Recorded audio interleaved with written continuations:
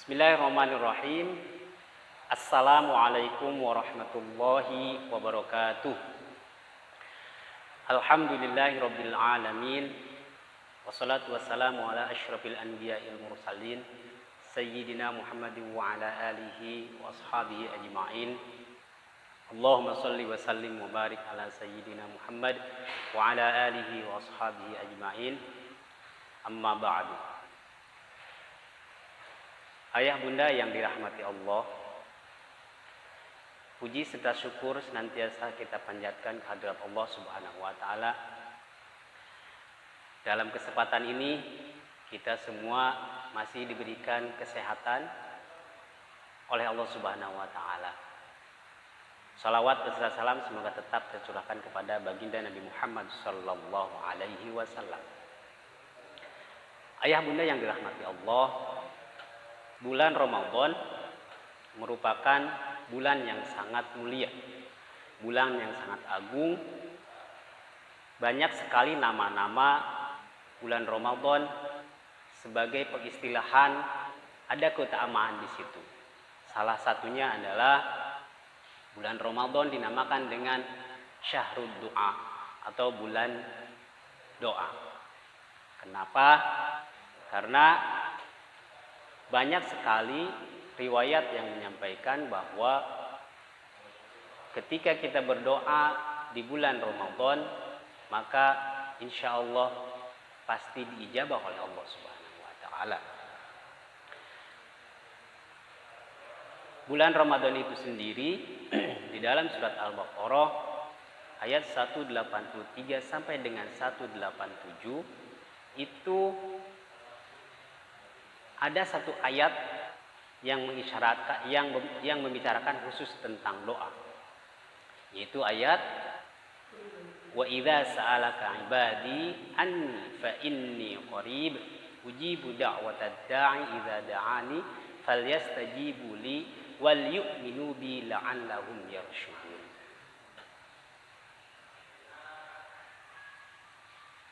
Doa itu sendiri, ketika kita membuka kamus bahasa Indonesia, kamus besar bahasa Indonesia, artinya permohonan kepada Tuhan atau kepada Allah. Dengan demikian, bahwa ketika kita berdoa, berarti kita meminta kepada Allah, otomatis memintanya dengan sungguh-sungguh. Jadi tidak bisa main-main kalau kita meminta kepada Allah, karena nanti akan diijabah oleh Allah Subhanahu wa taala. Ayah bunda yang dirahmati Allah, terkait doa, dalam realitanya banyak sekali kisah yang menyatakan bahwa doa itu diijabah oleh Allah Subhanahu wa taala. Dan ketika Allah mengijabah doa, maka caranya hanya Allah yang Maha mengetahui. Mari kita simak beberapa kisah berikut ini. Yang pertama, kisah ini dari Imam Mujtahid Abu Hanifah. Satu ketika Abu Hanifah merasa resah. Begitu bangun dari tidur, hatinya bergejolak, entah kenapa. Tapi beliau ingin sekali berjalan ke satu kampung. Akhirnya karena keresahan itu, Imam Abu Hanifah berjalan ke kampung tersebut. Walaupun itu agak jauh dari rumah. Sesampainya di kampung tersebut, beliau masih bingung. Karena memang tidak ada tujuan ke kampung tersebut. Akhirnya ketika waktu sholat tiba, beliau memasuki satu masjid. Setelah selesai sholat, beliau ada yang menyapa. Wahai saudara, Anda orang asing ya? Oh iya, saya bukan orang sini, jawab Abu Hanifah. Terus mau kemana? Oh saya tidak tahu. Baik kalau begitu, mari istirahat di rumah saya. Istirahat di rumah saya, tapi rumahnya biasa-biasa saja. Oh tidak masalah. Baik, akhirnya Abu Hanifah berangkat dengan orang tersebut ke rumahnya. Dan ternyata rumahnya itu kalau sekarang mungkin ruko, rumah dan toko. Jadi si bapak ini adalah seorang penjual, seorang pedagang. Begitu selesai sampai rumah, kemudian Abu Hanifah istirahat, lalu si pedagang tadi melanjutkan aktivitas, dan ternyata aktivitasnya adalah membuat adonan untuk makanan, yaitu roti. Begitu ngadu, kemudian sambil melakukan aktivitasnya, tidak henti-hentinya orang tersebut membaca istighfar, berzikir kepada Allah Subhanahu wa taala. Abu Hanifah kaget, subhanallah, luar biasa bapak ini. Akhirnya Abu Hanifah bertanya, wahai bapak, sudah berapa lama bapak beraktivitas seperti ini, kerja sambil berzikir? Kemudian Abu Hanifah berkata, orang tersebut berkata, oh saya sudah lama melakukan hal ini. Lantas apa hikmah yang didapat oleh bapak? Abu Hanifah menjawab, pedagang tadi menjawab, alhamdulillah, sejauh ini setiap saya berdoa, Allah pasti mengabulkannya. Apapun itu saya berdoa, Allah pasti mengabulkannya. Namun ada satu yang belum Allah kabulkan. Apa? Kata Abu Hanifah. Yaitu saya ingin sekali bertemu dengan ulama besar yang saya sangat cintai, karena saya sering mendengar kabarnya bahwa ulama tersebut adalah orang hebat. Siapakah gerangan?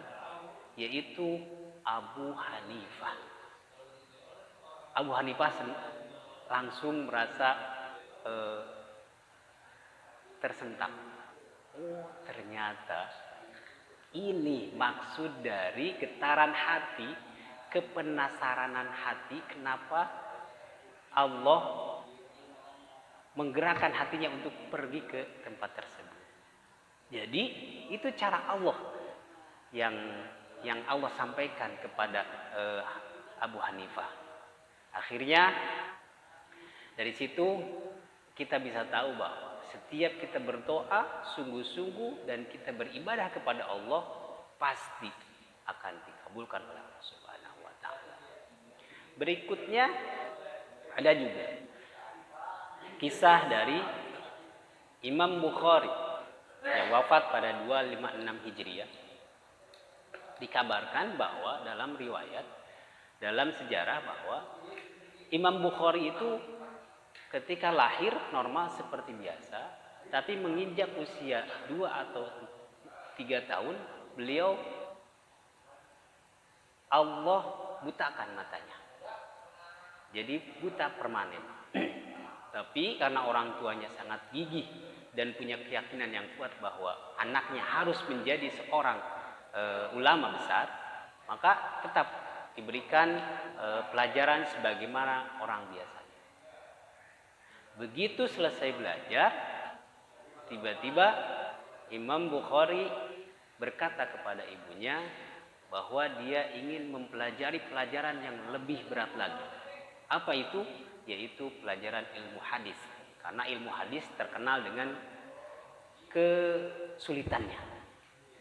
Kata ibunya, wah, tidak bisa karena kamu punya keterbatasan.